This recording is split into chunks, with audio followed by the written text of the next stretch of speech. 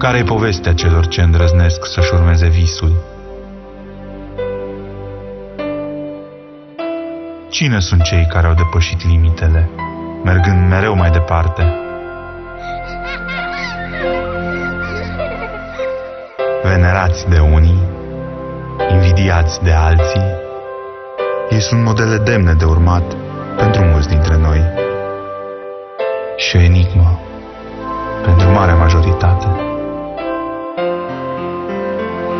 Vom spune povestea lor, a celor ce au reușit,